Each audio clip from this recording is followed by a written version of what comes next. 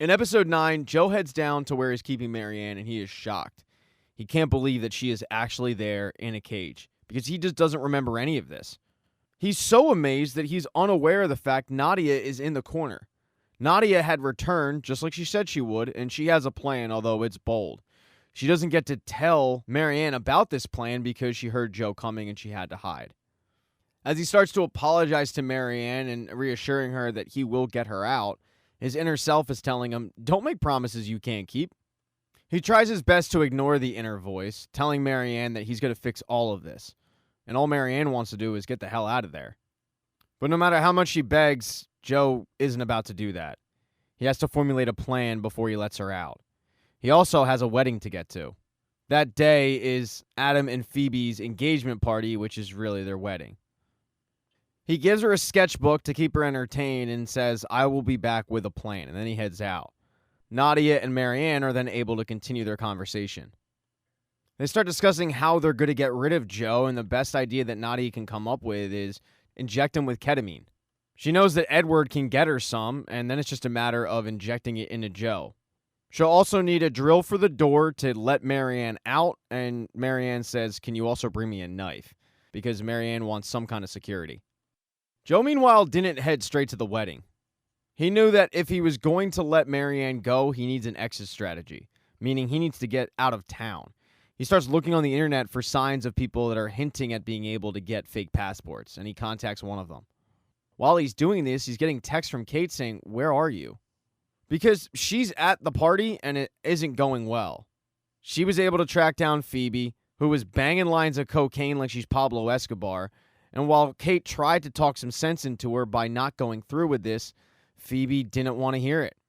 She actually snaps at Kate because she is not thinking straight and is hell-bent on marrying Adam, even though Kate knows it's going to be a disaster.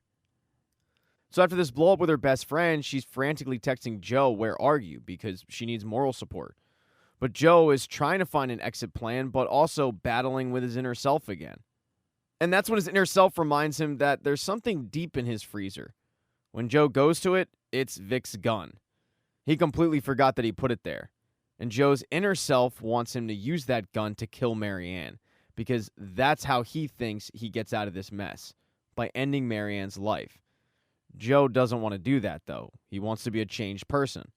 Joe tells the fake Reese that he's going to go see Kate one last time, free Marianne, and get the hell out of town. That's how he's going to end this thing. And he heads off to the party. Kate can't fake the fact that she's not happy to be there. She shows Joe how bad it is by pulling out pills that she found on the floor, saying Phoebe is so pilled up that she doesn't know what's going on. I found these, and these are tranquilizers. In a last-ditch effort, she asked Joe to go talk to Phoebe, because whatever Joe said to Phoebe the first time they met really resonated with her. The problem is Joe doesn't remember what he said to her, but he gives it his best shot. As hard as he tries, though, he can't get through to Phoebe in enough time before Adam catches him, and Adam kicks both of them out of the party. A little while later, Adam and Phoebe are wed, but as soon as she says I do, Phoebe starts rethinking things, especially when Adam starts talking about business and spending her money. It's at that moment that Phoebe realizes what Kate said was right.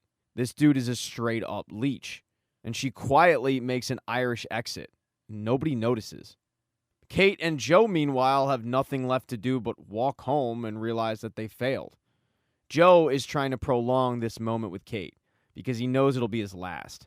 He starts talking about, well, if this is the last time I ever see you, and that's a little bit confusing for her to hear. While it pains Joe, he does have to leave because he has more things to take care of before he leaves town. So he tells Kate, I have to go take care of some things. I will call you. The next day, however, is bad for Kate. It starts out with a phone call that Phoebe was admitted to the hospital. She's really concerned for her friend, and she's leaving her flat, calling the hospitals, trying to figure out where she is, when she sees her dad waiting for her. Tom can tell that his daughter's distressed, and Kate quickly fills him in on why she's upset. Everything that happened with Phoebe, and mainly the fact that it's Adam's fault that all of this went down.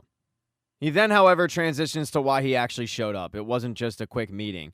He wants Kate to take over the company. Right away, she starts questioning what kind of skeletons he's hiding, how many kids are dead. But he looks at her and says, you've got to forgive yourself.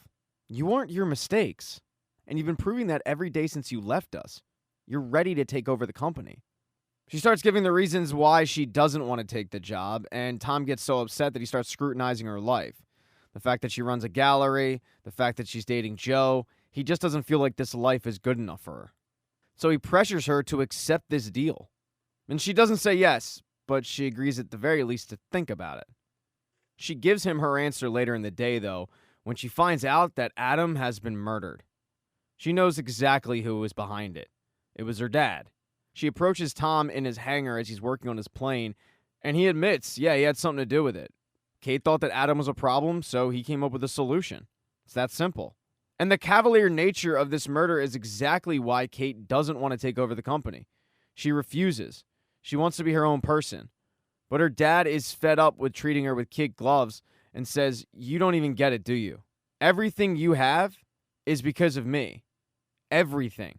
Your internships, your galleries, your jobs, your apartment. You think you got it all on your own, but you didn't. I might not have been involved, but I was involved far away. I was the one who was paying for this stuff. I was the one who was giving the recommendations. I was the one who was calling in favors to get you these jobs. So, yeah, I own you. And the realization for Kate that her dad had handed her everything when, up until this point, she thought she had earned everything the right way is really tough for her.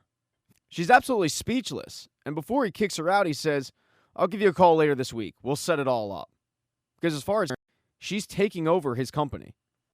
Joe, meanwhile, headed to check on Marianne, but his plan isn't perfected yet. He just knows he needs to feed her. She asks him, hey, have you checked on Juliet? And he says, I'll do that now. He goes over to Marianne's phone and starts texting the woman who's watching Juliet, but he's really surprised because the woman immediately texts back, you contact me now? We thought you changed. You're losing custody. Juliet's grandmother's taking her. Don't bother coming back. Joe knows that this is going to absolutely crush Marianne, but he has no choice. He's got to tell her what happened. He tries saying that he's going to fix it, but Marianne loses it, saying, you're not going to fix anything. You did this. Joe, they think that I relapsed. I'm in here, and now I'm never going to see my daughter again. And the truth is, Joe has no idea how he's going to fix it. And while he's trying to think of a way, his inner self is telling him, you know how to fix it. Put her out of her misery. Kill her.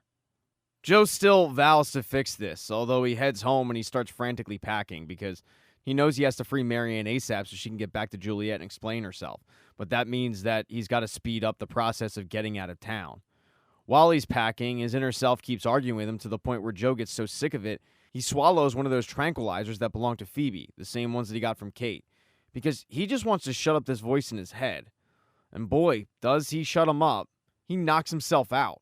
And when he wakes up, a whole lot of time has passed. But the good thing is, the fake Reese is gone.